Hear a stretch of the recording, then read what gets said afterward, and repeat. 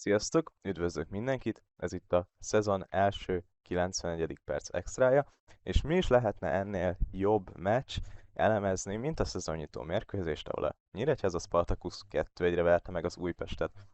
Mi történt a mérkőzésen, azt, hogyha szeretnétek tudni, akkor maradjatok velem, mert pillanatokon belül el fogom mondani.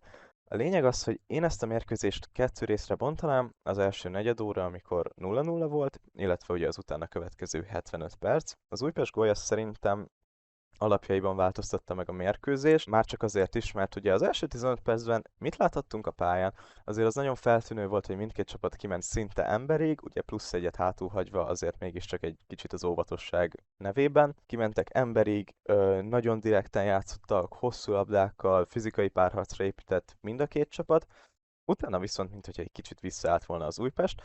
Erről fogunk mindjárt részletesebben beszélni. Történtek olyan dolgok ugye itt ezzel a letámadásnak a jegyében, amik befolyásolták a mérkőzést. Ugye említettem talán, hogy a pozíciós előnyök megtalálása volt szerintem a kulcs, és egy ilyen pozíciós előnyt talált meg az Újpest az első góljuknál. Ugye hogy lehet ilyen pozíciós előnyöket megtalálni, főleg egy pressingelő csapat ellen, amilyen volt ugye a Nyíregyháza is, nem csak az első negyed órában, hanem az egész mérkőzésen. Nagyon könnyen benne van az, hogy a csapatrészek között megnyílnak a távolságok, hogyha nem egyszerre mozdulnak, és ilyenkor ezeket az üres területeket szabad emberekkel, elmozgásokkal meg tudják játszani. Most meg fogom nektek mutatni egy animációt az Újpestnek a góljáról, és utána pedig frémenként végig fogunk menni azon, hogy végül is az hogyan alakulhatott ki, és mik voltak a kulcs pillanatok benne. Ugye láthatjuk, hogy itt a Margráftól indul az akció, az Amennyidót találják meg, ugye ott be is volt keretezve, itt lesz majd az a pozíciós előny, amiről beszéltem, és a Krajcsovics beadása után a Matkó visszafejelte, és a Bodnár egy üres területen, egyébként itt is egy pozíciós előnyt kihasználva lőtte be a gólt. De akkor nézzük is meg frémenként. Most ránézünk erre, azért azt láthatjuk, hogy hát ez nem éppen egy megszokott felállás. Ugye mindkét csapatot nagyjából egy 4-4-2-be lehetne felrajzolni, ugye a Mannert a Margráfhoz oda húznám, közben ezt a Szappanoshoz visszaviszem, mert tőle indult az akció. A Jujic volt bent, az Amennyidó volt bent, ugye, hogyha megnézitek, azért őt elég hátulról húztam vissza. A Matko itt volt egy kicsit szélen, a Kovács Milú egészen idáig visszajött, a Manner nem is kell annyira magasan, és a Fenyő Noah is egy kicsit így visszább, ugye? Azt láthatjuk, hogy ez egy kirúgás utáni szituáció volt, ugye, ahogyan említettem, a hosszú labdák, Szappanosnak 26 hosszú labdája volt az egész mérkőzés alatt, ebből 11 talált embert. Ugye a Szappanosnak a labdáját, Szappanos ugye felütte a labdát, a Jujic azt próbálta visszafejelni, ugye érkezett be a Margráf középre, behúzódott, ugye mivel a Margráf behúzódott, ezért a Mannernak igazából itt nincsen lényege, hogy itt legyen, ezért ő is behúzódott ide, jött hozzá közel a Fenyő Noah, rájuk ugye ugrott a Kovács Milu, a Jujic egy kicsit kimozgott, a Matko bemozgott, és az Amennyidónak volt itt egy nagy szerepe, aki ugye visszalépett gyakorlatilag Toma elé, és itt ezzel ezt a területet teljesen üresen hagyták, és ugye erről beszéltem, hogy mivel ugye nagyon ugrott agresszíven a Kovács is, a Kvasina is, a Manner is, a Medu is elő volt, a Toma is, viszont ugye Matkónak a pozíciója az kötelezővé tette gyakorlatilag, hogy valaki maradjon hátul is, ezért a két csapatrész, ugye láthatjuk, hogy itt vannak a középpályások, itt pedig a védők, eléggé nagy területet hagytok maguk mögött. Ugye ennek az lesz a szerepe, ugye láthatjuk a következő részben, hogy a Margráf passzol a Fenyő Noának, akire kiugrik a Toma, viszont ugye így az Amennyidót nem fogja senki. Az Amennyidó bemozog egy olyan területre, ami teljesen üres, itt meg is kapja a labdát, ugye rá kiugrik a Temesvári, onnan jön a Jovanov. A Jovanov, hogyha kiugrik, akkor a Krajcsovicson nincs ember, megy a passz a Krajcsovicsnak, közben a Matko indul befele, húzza magával a katonát, indulja a Jujic is, viszi magával a Benzenleitnert. Ugye ez nagyon fontos, hogy elviszi magával a Jujic a Benzenleitnert, hiszen így Bodnár előtt megnyílik teljesen az út. Őt katonának kellene fognia, ebben az esetben viszont Katona egyébként húzódott be az Amennyidóra, és húzódott be egy kicsit a Jujicra, és gyakorlatilag ő így mindkét emberre figyelt, csak közben a Bodnár senkire nem figyelt. Ugye Toma és Kovács fent ragadtak, annak köszönhetően, hogy ugye szétszakadt az egész csapat. Ugye a Krajcsovics beadása után a Matko megkapja, és a Bodnár pedig ugye belőtte, akkor meg is mutatnám újra a gólt, ugye ezeknek is az ismeretében. Ugye láthatjuk, hogy a Markgraf passzol a fenyőnek, a Toma kiugrik a fenyőre, az Amenyidó belép a területbe, a Krajcsovics megkapja, közben ugye a támadóknak a mozgása miatt nyílik a terület, és a Matko pedig visszafejeli a Bodnának, aki pedig belőtte a gólt. Ugye ez volt nagyjából az első gólnak a sztoria, és innentől egyébként az Újpest úgy döntött, hogy egy kicsit jobban vissza védekezni. Volt egy 4-4-2-es magas és középmagas blokkjuk, ami egyébként a low blokkban 5-3-2-vé is át tudott alakulni. Ugye itt a mikrotaktikákra kitérve, én a Matkónak a szerepét emeltem ki, ezt most meg is fogom mutatni, hogy én ott mit találtam egyébként tökre érdekesnek. Közben láthatjuk azt, hogy a Kovács Milu visszalépett, ennek az volt ugye a szerepe, hogy itt egy 3-2 elleni játék legyen kialakítva, tehát hogy ne legyen ember hátrányban, sőt inkább ember előnyben legyen a Nyíregyháza a leges-legelső fázisban. És megmutatom ezt az animációt, és megmutatom, hogy mi lesz az értelme Matkó szerepének. Ugye láthatjuk azt, hogy itt a Toma ott egy 2-1-ben van, viszont a Májár közben figyel a Katonára és a Tomára is, és a Katona mozgásaival nagyon szépen tudja manipulálni a Matkót. Ugye láthatjuk azt, hogyha itt visszamegyünk, hogy a Katona egy kicsit bemozgott, és ezáltal, és a Toma is elmozgott. Most ugye a Májer vagy követi. Májer, hogyha követi a Tomát, akkor a Matkónak egyértelműen menni kell a Katonával. Ha a Májer nem követi a Tomát, hanem megy a Katonára, a Matkónak akkor is döntenie kell, hogy ő most a Benzenleitnerrel marad, vagy a Katonával. Na hát most itt ez a váltás sok esetben nem volt jó, és a Matkó maradt a Katonával, a Medved közben behúzódott a helytorra, ezért ment vele a Bodnár Gergő is. A Benzenleitner előtt hatalmas terület nyílt meg. Ez volt ugye 4-4-2-ben, mi volt akkor ugye, hogyha az 5-3-2-t csinálták, ugye akkor a Matkó visszalépett, a Fenyő és a Krajcsovics is egy kicsit behúzódott középebbre, viszont akkor itt kialakult volna egy 2v1 a Jovanovnak a felfutásaival, ezért úgy döntött a Manner Balázs, hogy ő behúzódik középre, és itt túltölti a területet, és itt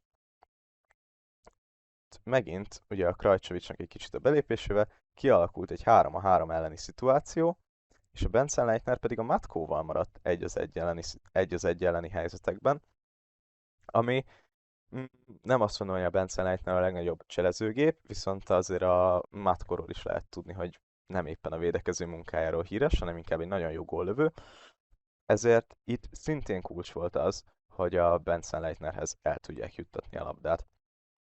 Egy másik érdekes dolog, ugye az pedig a Medvednek a futtatás, és az, hogy hogyan akar gólt lőni a Spar, és hogy egyébként miért nem jött össze ezekből a játékokból. Ezt az animációt is megmutatom, és utána frémenként ezen is végigmegyünk.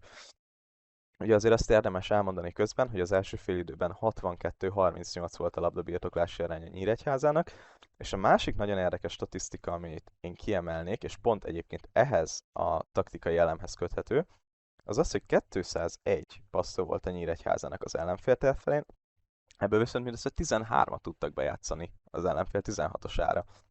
És ugye itt, ahogy láttuk is, kirajzolódik egy nagyon szép 3-3 elleni szituáció, próbálnak egy háromszögjátékot játszani, a Kvasinának az elmozgása viszi magával a Stronátit, mert ugye itt a Jovanov viszi magával a Markgrafot, itt megnyílik a terület, ugye a Kovács Milu pineli a máját, muszáj neki fognia, és a Medved, hogyha fut, akkor vagy megkapja üresen, vagy ugye viszi magával a helytort, és egyeznek.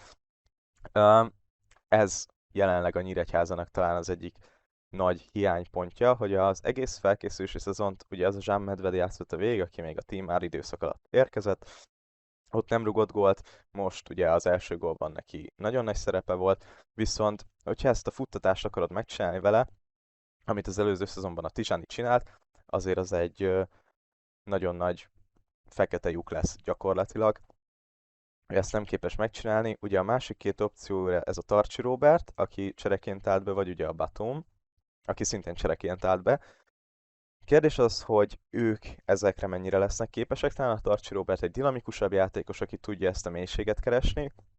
Batumról egyelőre nem vagyok meggyőződve. Amíg a Jean Medved fogja keresni a mélységet, addig szerintem maga a labdás játékának a nagy része a Sparinak tök jó, csak ezek a befejezések és ezek a helyzetkialakítások nem fognak összejönni, és nem azért, mert Egyébként a kreatív erő az nem lenne meg a Nyíregyházában. Most úgy érzem, hogy évek óta talán most a legjobb a kreativitása ennek a csapatnak. Főleg ugye azzal a Bannernek az elmozgásaival rá érdemes lesz figyelni az egész szezonban. Az, hogy mindig egyébként próbálja a labdát keresni, nagyon sokszor cserélnek helyett a Katona Bálinttal, ő nagyon sokszor tudja magát üresbe játszani, viszont ugye az, hogy megvannak ezek a területnyitások, akár a Kvaszinának a bemozgásaival, akár a visszalépéseivel, de hogy a Zsámmerdnek kéne ezt megfutnia, az nem biztos, hogy egy működő, hogy mondjam, nem biztos, hogy egy működő projekt tud majd lenni a Nyíregyházánál. Úgyhogy erre lesz érdemes figyelni szerintem nekik a közeljövőben, hogy ezeket a problémákat hogyan küszöbölik ki. A másik dolog, amiről ugye beszélni akartam, még az a Molnár Mátyásnak a becserélése. Ugye ő talán egy kicsit jobban vonta be a Nyíregyháza labdával a játékba. Nekem egy pozitív csalódás volt, ugye meg volt a debütáló mérkőzése végre az NB1-ben, és azt láthattuk, hogy ő egyébként tök sok hosszú labdával próbálkozott viszonylag, és ezek egyébként nagy része jó helyre is ment. Tehát 11 hosszú labdájából 5 talált embert. Ugye a Tóth Balázsnak ehhez képest az első fél időben egy hosszú indítása volt, ugye ez nem is talált embert. Azért ezek nagyon eltérő számok, és mind a ketten 45 percet játszottak. Kíváncsi vagyok arra, hogy neki egyébként tényleg ezek a 45 percek fognak eljutni, vagy az egész szezonban egyébként lassan be fogja tudni építeni magát, mert ez az első 45 perc, ez egy tök jól sikerült 45 perc volt szerintem. Összefoglalva tehát a mérkőzést, nagyon a fizikalitás volt szerintem itt a döntő mindkét csapatnál. Döntő az, hogy a Nyíregyházánál egyelőre nem látok olyan profilt, aki a mélységet futja be Manneren kívül. Mannernek egyébként voltak is próbálkozásai egész meccsen, és sokszor bekerült a 16-oson belőle, voltak ilyen cutback passzai, legalábbis próbálkozásai, nem mindig jutott el emberhez. Én úgy gondolom, hogy ha neki csinálják meg a területet, és ő próbálja meg azt befutni, nem pedig a medved, akkor ez egy sikeresebb stratégia lehet a Nyíregyházától. Az Újpestnél egyelőre azon kívül, hogy visszaálltak és kontrázgattak, nem nagyon láttunk új ötleteket.